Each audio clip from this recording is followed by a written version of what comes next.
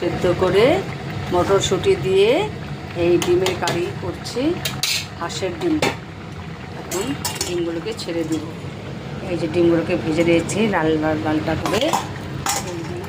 এটা ছিল মুরগির ডিম, এই পরিযাস না। আর এটা ছিল হাঁসের ডিম।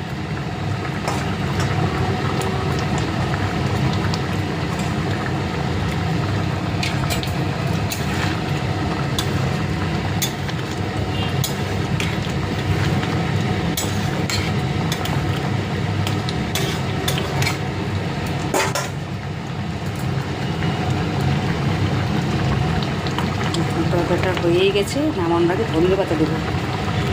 হাঁসের ডিম এইভাবে মটরশুঁটি ছোটো আলু সেদ্ধ করে করলে আমি ধনে পাতা দিয়েই করি, গরম মশলাটা কম দিই।